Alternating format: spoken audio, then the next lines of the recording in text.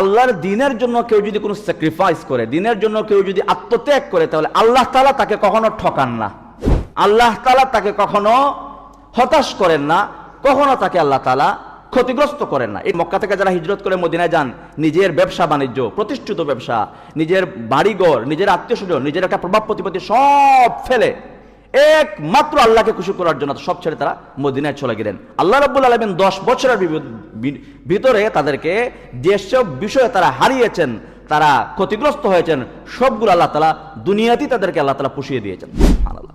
এটা আল্লাহ তাআলা এই দৃষ্টান্ত স্থাপন করতে চান কিয়ামত পর্যন্ত সবার জন্য, যে আল্লাহর জন্য কেউ যদি কোনো ত্যাগ করে, কোনো একটা গুনাহের কাজ, একটা অপশন আসছে, একটা গুনাহের অপশন, হারাম চাকরি, ব্যবসা বাণিজ্য, অনেকগুলো বিষয়ের একটা অপশন আসছে, সে আল্লাহকে ভয় করে এটা ছেড়ে দিল।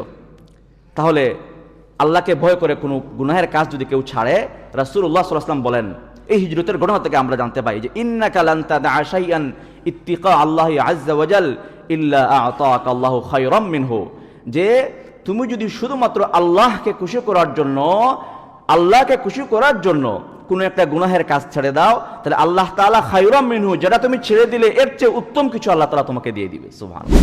এজন্য দেখবেন, আল্লাহকে খুশি করার জন্য আপনি আত্মত্যাগ করবেন, আল্লাহকে খুশি করার জন্য কোনো একটা গুনাহের কাজকে বর্জন করবেন, আল্লাহ তাআলা আপনাকে ক্ষতিগ্রস্ত করবেন না, কখনো ক্ষতিগ্রস্ত করবেন না, না পরকালে আপনি ক্ষতিগ্রস্ত হবেন, না দুনিয়ায় আপনি ক্ষতিগ্রস্ত হবেন।